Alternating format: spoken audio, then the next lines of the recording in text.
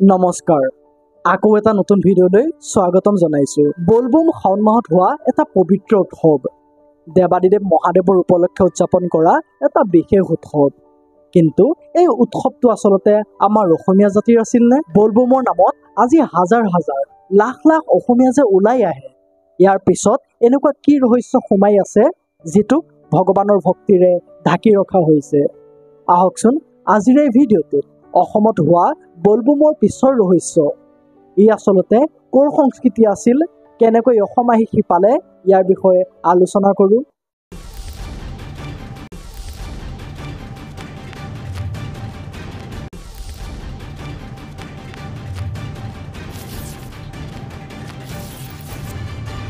প্ৰতি শাওণ মাহতে হাজাৰ হাজাৰ গেৰুৱা ৰঙৰ কাপোৰ পিন্ধা ভক্তই খালী ভৰিৰে খোজকাঢ়ি জুৰি বা বোৱতী নদীৰ পবিত্ৰ পানী আনি শিৱ মন্দিৰৰ লিংগত ঢালে।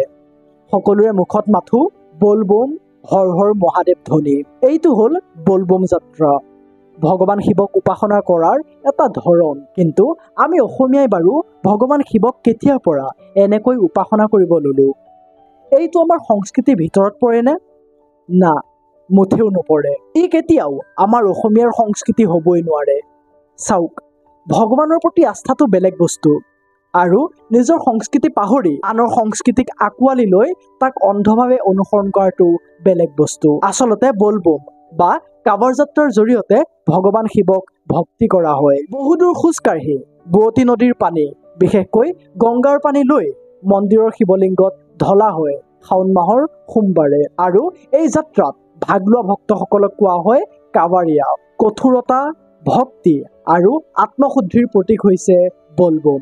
মই যে কৈছিলো গংগা নদীৰ পৰা পবিত্ৰ পানী আনি শিৱলিংগত ঢালা হয় বুলি, আপোনালোকে চাগে ভাবিছিল অসমত ক'ৰ পৰা গংগা নদী আহিলগৈ।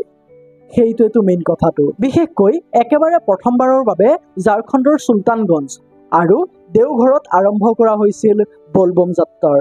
চুলতানগঞ্জৰ পৰা বাবা বৈদ্যনাথ ধামলৈ প্ৰায় 105 কিলোমিটাৰ দৈৰ্ঘ্যৰ পথছোৱাক মূল বলবম যাত্ৰাৰ পথ বুলি গণ্য কৰা হৈছিল। সময়ৰ লগে লগে ই হৰিদ্বাৰ, উত্তৰাখণ্ড, উৰিষ্যা, ৱেষ্ট বেংগল আৰু শেষত আমাৰ অসম পালেহি। কিন্তু ই আহিল কেনেকৈ? আমাৰ অসমত বলবম অহাৰ আগৰ পৰাই শিৱক পৰম্পৰাগতভাৱে পূজা কৰা হৈছিল। শিৱসাগৰৰ শিৱদৌলকে আদি কৰি অসমত বহুত ডাঙৰ ডাঙৰ আৰু মহত্ব থকা শিৱ মন্দিৰ আছিল। কিন্তু অসমত গেৰুৱা সাজ পিন্ধি কৰা এই বলবম যাত্ৰা 1980 চনৰ পাছৰ পৰা আৰম্ভ হয় আৰু 2000 মান চনৰ পৰা ইয়াৰ জনপ্ৰিয়তা বৃদ্ধি পায়। সংবাদ মাধ্যম, টেলিভিছন আৰু এতিয়া ছ'চিয়েল মিডিয়াৰ জৰিয়তে ই এটা ট্ৰেণ্ড হৈ পৰে। এজন অসমীয়া হিচাপে কেতিয়াবা মই নিজকে প্ৰশ্ন কৰোঁ, ভগৱান শিৱক আমি নতুন ষ্টাইলত ভক্তি কৰিব লৈছোঁ নেকি? নে আমি নিজৰ পৰিচয় পাহৰিছোঁ? আমাৰ আছে শংকৰদেৱৰ নাম কীৰ্তন পৰম্পৰা, ভাওনা, ওজাপালি আৰু দৌল উৎসৱ। আহোমসকলৰ দিনৰ পৰাই অসমৰ গাঁও ভূঁই সকলোতে শিৱক পূজা কৰা হৈছিল নিজৰ ধৰণেৰে, অসমীয়া ধৰণেৰে। কিন্তু এতিয়া আমাৰ বহুতে গেৰুৱা বস্ত্ৰ পিন্ধি ডিজে গান লগাই হুলস্থুলীয়া পৰিৱেশ এটাৰ সৃষ্টি কৰি বলবম যাত্ৰাত ভাগ লয়।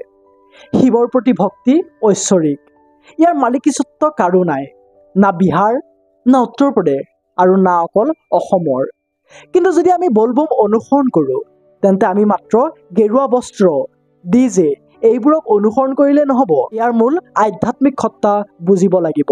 বলবম যাত্ৰা কৰক, কিন্তু সন্মানেৰে। ডিজে বজাই, প্ৰদূষণ কৰি, আনক হাৰাশাস্তি কৰি নহয়। পাৰিলে ইয়াৰ লগত অসমীয়া সংস্কৃতিক যোগ কৰক। আমাৰ নিজৰ বাদ্যযন্ত্ৰ যেনে দবা, নেগেৰা, খোলৰ লগত নাম কীৰ্তনৰ ব্যৱস্থা কৰক। বলবম যাত্ৰাক হিন্দুৰ ইগ' বা শ্ব' অফৰ উৎসৱলৈ ৰূপান্তৰিত কৰাটো বন্ধ কৰক। এই যাত্ৰাৰ প্ৰতিটো খোজ মৌনতা, বিশ্বাস আৰু একতাৰ খোজ হ'বলৈ দিয়ক। ঈশ্বৰৰ নাম জপ কৰাটো শক্তিশালী হয়, কিন্তু তেতিয়াহে যেতিয়া আপোনাৰ মনটো পবিত্ৰ থাকে। মহাদেৱক পাবলৈ হুলস্থুলৰ সৃষ্টি কৰা ডিজে আৰু চিঞৰ বাখৰৰ প্ৰয়োজন নাই। পবিত্ৰ মনেৰে তেওঁৰ নাম লওক, তেওঁ মৌনতাও শুনা পায়। শেষত এটাই ক'ম, বলবম বলবম বুলি চিঞৰি চিঞৰি বলবম যাত্ৰা কৰাটো একো বেয়া কথা নহয়, যদিহে ই মনৰ ভিতৰৰ পবিত্ৰতাৰ সৈতে আহে, যদিহে মনত একো অহংকাৰ নাথাকে। মই অসমীয়া হিচাপে গৌৰৱ অনুভৱ কৰোঁ আৰু সকলো পৰম্পৰাক মই সন্মান কৰোঁ। কিন্তু নিজৰ পৰম্পৰাটোক পাহৰি নহয়। আধ্যাত্মিক পবিত্ৰতা মনত লৈ বলবম যাত্ৰা কৰোঁ আহক। নিজৰ অসমীয়া পৰম্পৰা আগত ৰাখি প্ৰতিটো খোজ ভগৱান শিৱৰ নামত দিওঁ আহক। ডিজে মিউজিকৰ সলনি আমাৰ অসমীয়াৰ নাম কীৰ্তন যোগ কৰা আৰম্ভ কৰক। গেৰুৱা সাজযোৰৰ লগত এখন গামোচা লওক, কাৰণ আমি পিন্ধা কাপোৰৰ ৰঙত শিৱ নাই, শিৱ আছে সত্যত। জয় আই অসম।